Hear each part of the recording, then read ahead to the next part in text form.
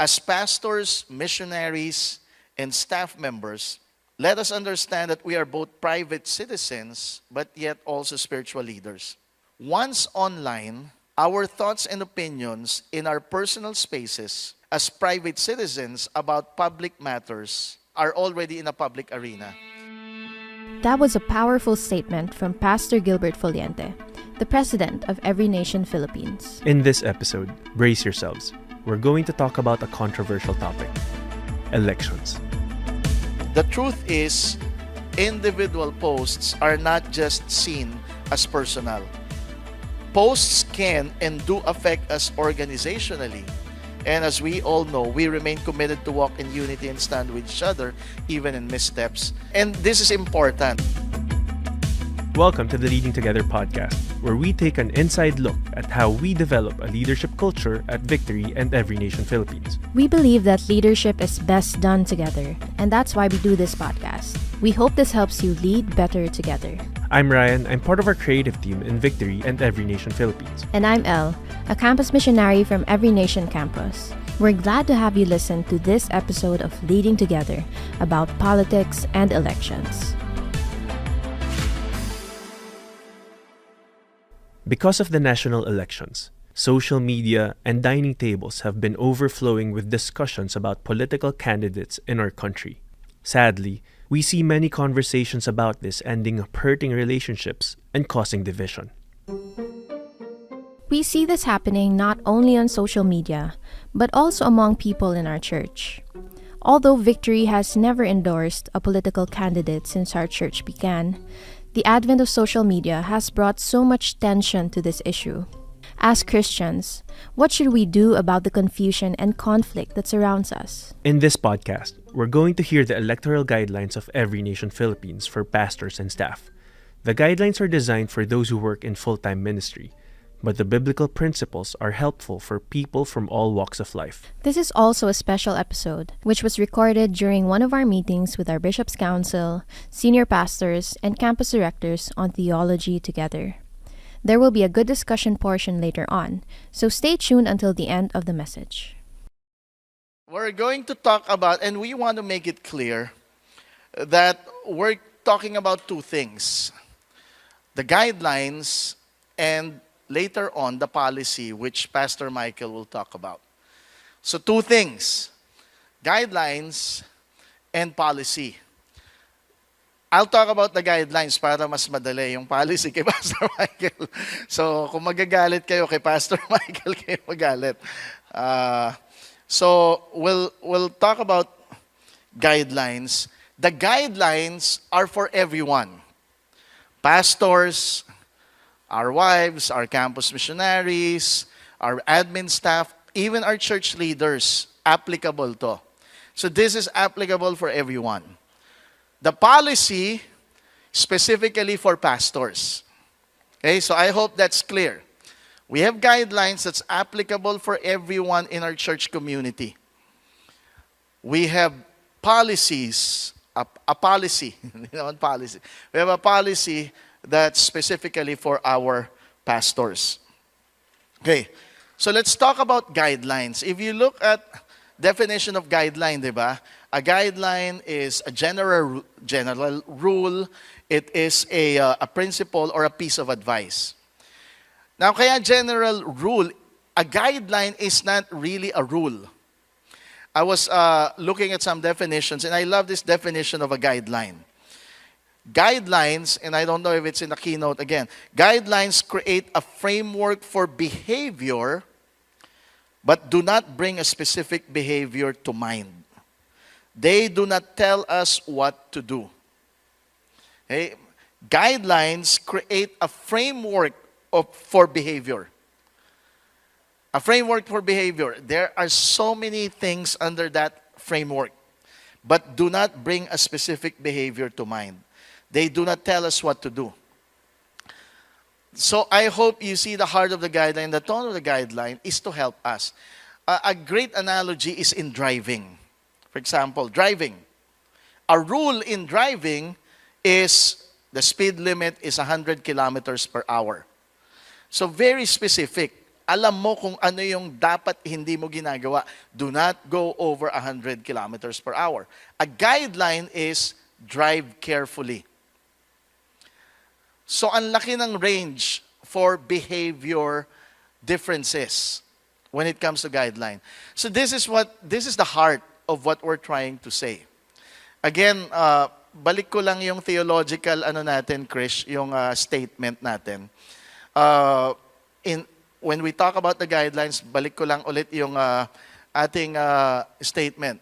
Doing theology together literally is to encourage theological reflection through discussions as a theological community in order to come to a point of theological agreement.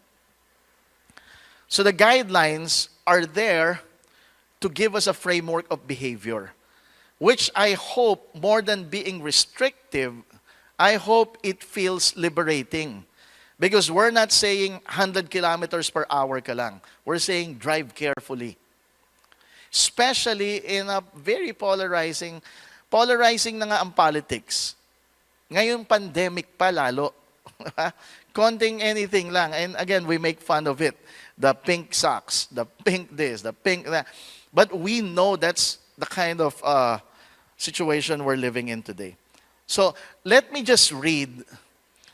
Ewan ko, Pastor Nixon, sinend ba natin to? Or we're trying to work on this. And again, the guidelines, we want to present these electoral guidelines to all of us.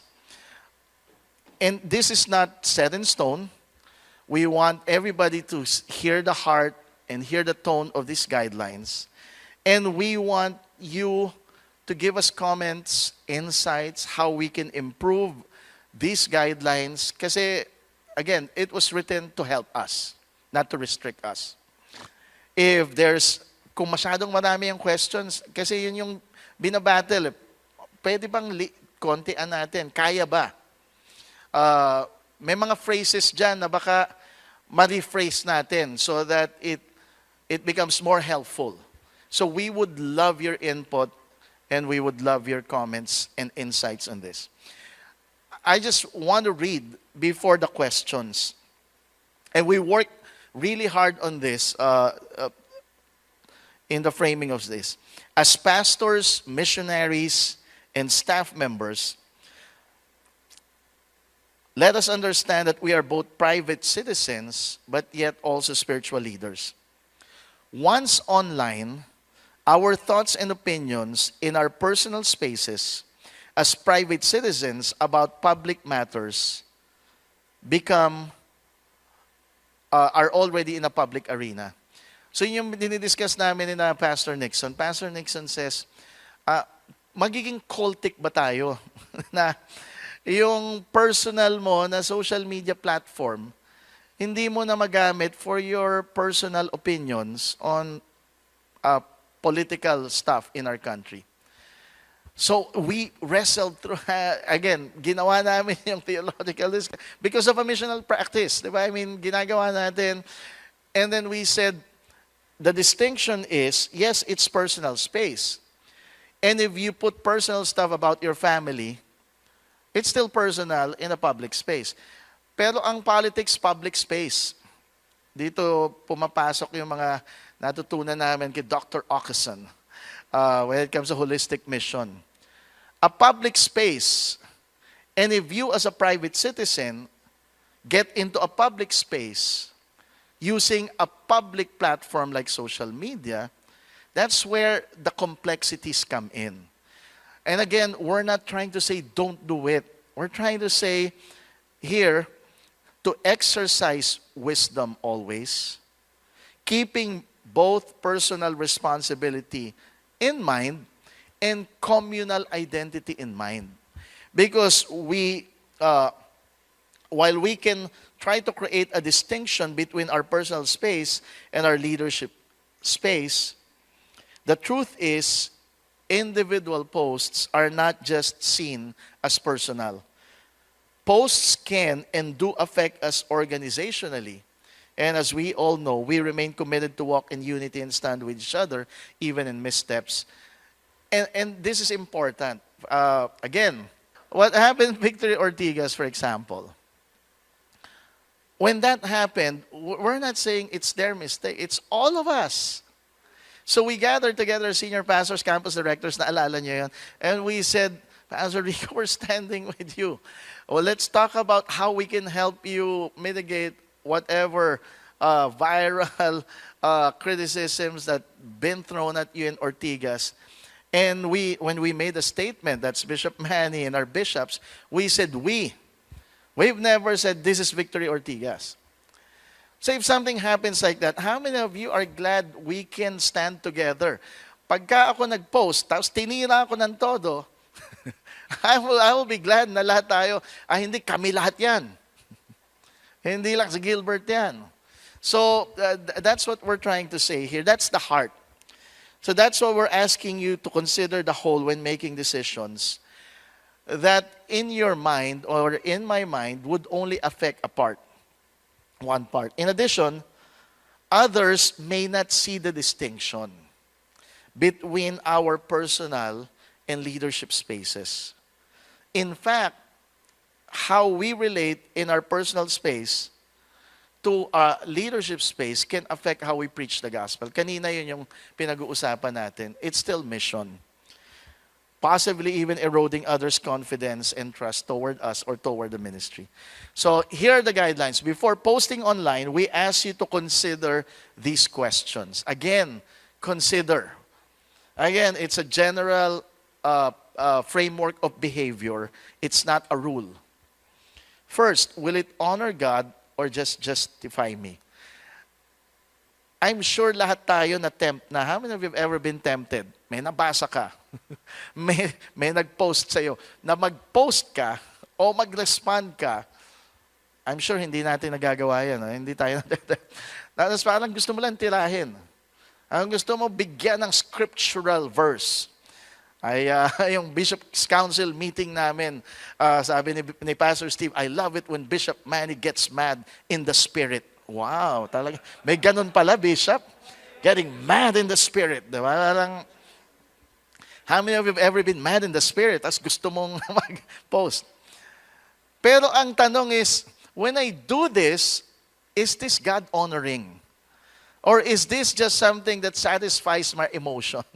And if we're gonna be honest, a lot of times when we just pause, yung hindi tayo trigger happy sa post, when we pause, alam natin what honors God, what doesn't honor. Yun lang yung what we're trying to say here. Okay, second, will it help make disciples or discourage disciples? What we're saying is, will it build or hinder relationships with the lost? Because if what we post becomes a hindrance to reaching the lost, then ang tanong natin, is it worth it? Will there be other avenues or other things I can do instead of posting? Will it hinder me from preaching the gospel? As spiritual leaders, and we know this, as spiritual leaders, our primary objective of why we post, and again, purposeful tayo lahat, di ba? Nagpo-post tayo about family. Bakit tayo nagpo-post ng picture ng family? Kasi in our minds, as spiritual leaders, because we value family, we want them to know we value family. A very purposeful. We're not saying lahat ng post mo about discipleship. Pero lahat ng pinopost mo make connection to the message you're trying to convey. The values that you're trying to tell people. Kasi may influence yung platform natin. So yun lang yung ibig sabihin nito. Third, will it build others up or tear them down? Again, if you feel like yung ibang questions redundant, kaya natin tanggalin, we would value, again, your input and insights. Ang question is, will it preserve unity in the body of Christ? Is it unnecessarily controversial or divisive? Again, alam naman natin, no, sometimes some people would really put controversial stuff to garner more interest, more views, more shares, more likes. Ganyan yung mentality ng, and again, I think there's the difference. The mentality of someone who's really into social media, whatever they're trying to accomplish, is very different from us as spiritual leaders. So, paminsan, we can see it as a strategy to garner more views, but is it worth it? Yun lang yung tanong. Is it worth it? Will this divide us? Will this divide the body of Christ? Will this polarize na nga lahat eh? Magkakaroon pa ba to ng another polarizing effect? So let's pause and think. Next, will it be a stepping stone or a stumbling block?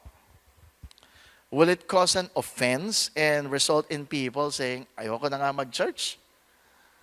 Huwag na lang. Okay, ayoko na magbasa ng Bible kung ganyan. Or will the post be a stepping stone for them to say, I want to go to church more. Or I want to read the Bible more. I want to know more about Christ. Again, we have a responsibility as spiritual leaders. Next, am I being led by the Spirit or the crowd? I don't know if you've watched The Social Dilemma. And again, the whistleblower of Facebook and YouTube. What they're saying is the same thing. There is an algorithm for these social media platforms that entices you to believe that a lot of people are saying what you're saying. Entices you to believe that a lot of people believe the same way. Kaya pagka flat earther ka, pag tiningnan mo, feeling mo, daming flat earther. Mag-post ako about flat earth. Yung palang konti nyo lang. or whatever, yung nadadala ka ng crowd. And again, no one is immune to that. I just want to say we as pastors, and again as pastors because we're so used to crowds, feeling ko nga mas tayo pa yung pinaka vulnerable to this. Oh, yung crowd, baka yung mga tao naman talagang ito yung, so namumove tayo to post because of the crowd. So ang question lang is, are you led by the crowd or are you led by the Spirit? Because there are times that the Spirit would lead you to do something totally different from what the crowd wants. I mean, we've seen that with Jesus. And there are times where Pilate listened to the crowd and he crucified Christ. So think about it. Before you post, did I listen to the crowd and in so doing, will I crucify Christ because of this? So just pause a little bit. Okay, next, is it based on facts or feelings? Again, may mabasa tayo. Share mo na agad. Fake news pala. Okay, share mo nang i-share. I mean, whatever that is. It might be about politics. It might be about vaccines. Again, tayo lang naman to. Whatever vaccine thing wherever you stand and whatever is it based on facts? O baka feeling ko lang to because I strongly feel about this. Kahit na yung facts, hindi ko masyadong finact-check, share ko na yan. Let's never generalize or make blanket statements when we post. Let's look at it. Next, is anyone trying to use the church and pastor's platform for their gain? I remember, ang daming gustong mag-interview sa akin, mag-podcast dito. Parang, kailangan i-discern. And the more I pause, the more I feel like, gagamitin lang to inflame, to do this, to divide more, and then pull in the whole of victory. And because I did that, di pinul in ko na kayo lahat. So I have to step back and say, sometimes, and ito yung pinag-usapan namin sa Body of Christ and later sometimes, even other pastors probably have a different purpose. Let's pray for a candidate. This is private. So, again, ang tanong natin, is anyone trying to use the church and your platform as a spiritual leader for their gain? Next, is it speaking against evil deeds or vilifying a person? Ito, kaya guideline to. Walang black and white dito. Minsan when you speak, halimbawa, for example, ba't di kayo nagsasabi about EJK? Pag specific na tayo about EJK yung post, it is so closely related to a personality. So pag yun na ang pinost mo, ang dating na, even if vilifying na a person, why not post something about the value of human life instead? Why not post something about the evils of murder or something, not EJK per se? So again, wisdom lang for us, it's a framework of behavior. Okay?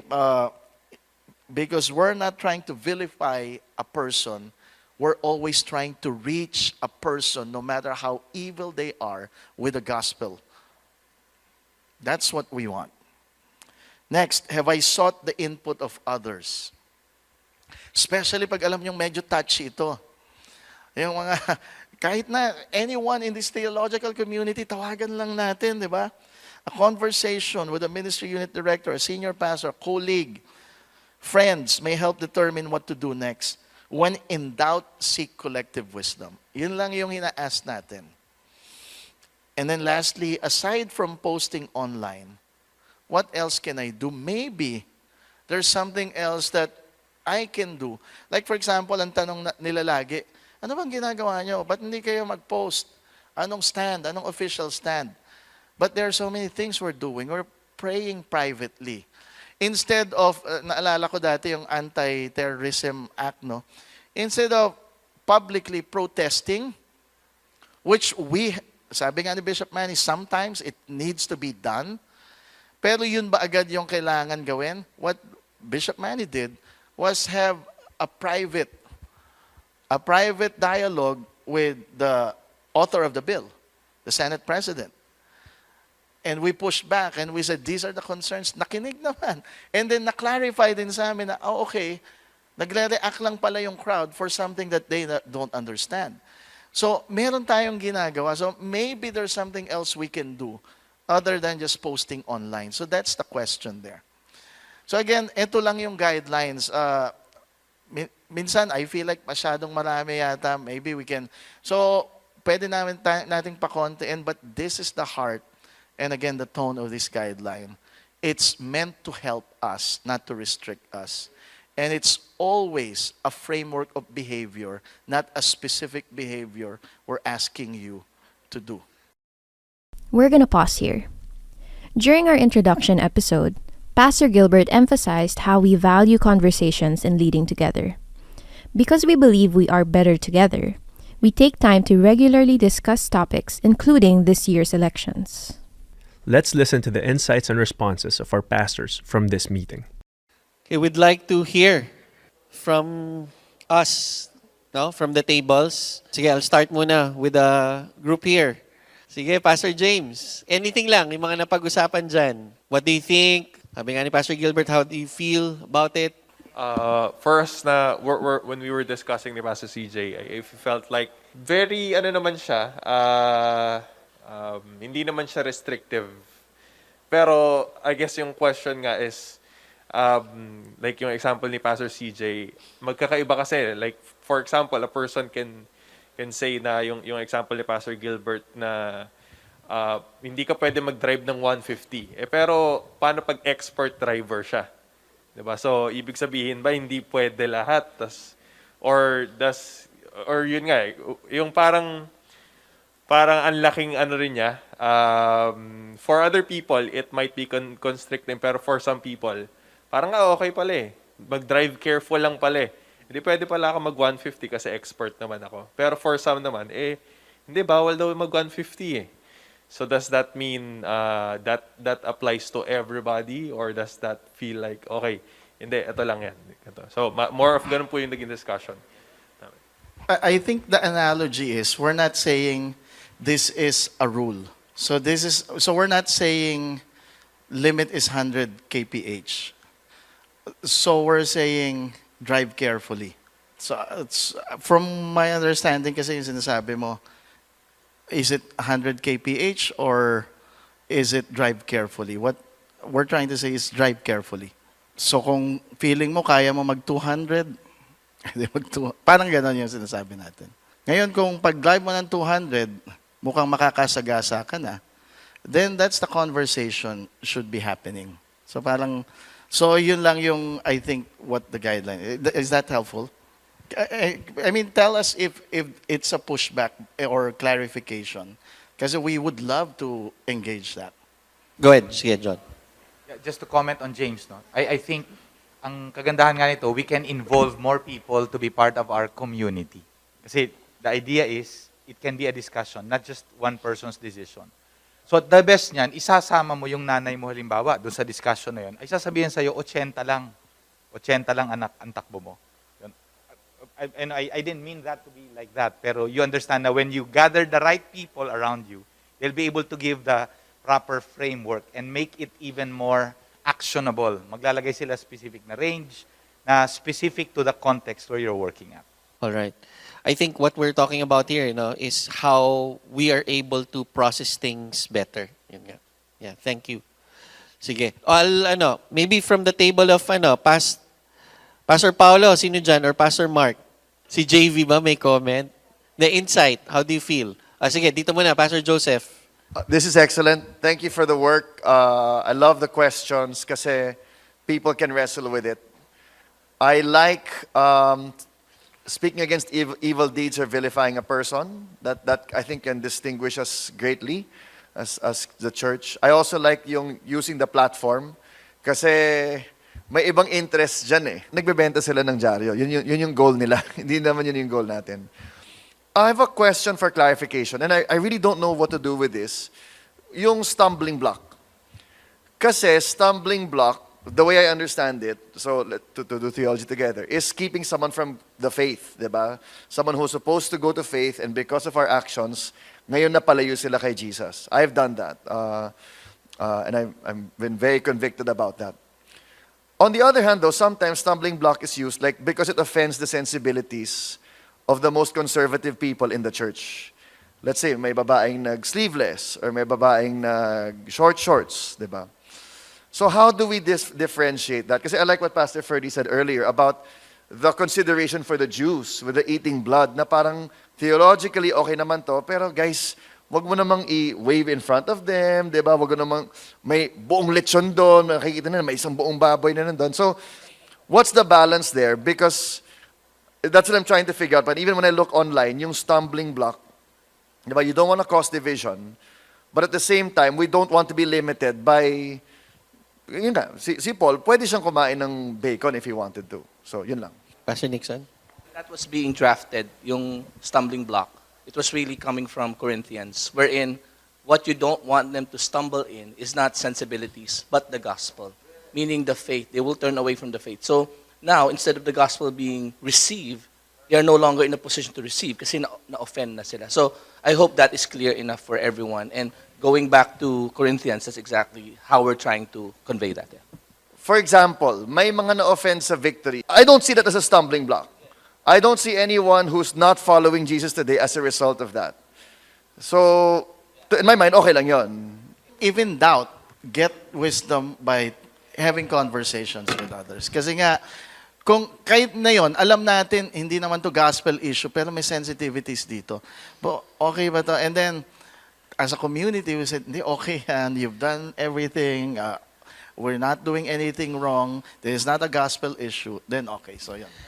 And that's the value of our community. The bounce off, ika nga, no? We call it, binounce off mo na ba yan? The bounce off practice helps us. Sa totoo lang, it protects us as well.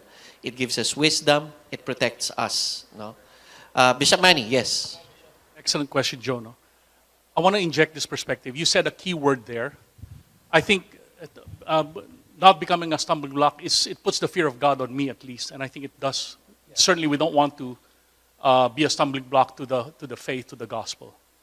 But the operative question, the question I think is this: is there a difference between being a stumbling block and being an offense, being offensive? And I'd like to say this at this point in time. One of the schemes of the enemy in this hour is to bring offense in the earth and in the church and everywhere. And we know where that is. That's happening in social media. Let me warn you, it says in Matthew 24, and you've heard me say this already, at least in the Bishop's Council. I got this understanding just a few months ago, even before the pandemic. But I heard this from one of the board members of GFM, who's from CCF. And it's a simple study, but I think it will be an eye-opener for every one of you. Matthew 24, remember the context? They were asking what's going to happen When will this temple be destroyed? Remember that? That was the question. And he said, at that time, many will fall away from the faith, and because of the increase of wickedness, the love of most will grow cold. And I know contextually that speaks of the destruction of Jerusalem. But the word that struck me was, he said, the phrase fall away from the faith. And if you look at the word in the Greek, the phrase fall away is skandalizo, where we get the word scandalon. And we know, this is Emmanuel Canistrace's classic preaching, those of you who were with us in the earlier days. What is scandalon? It's the bait for an animal trap, which when an animal is takes it, then he gets trapped. And that word is used for offense.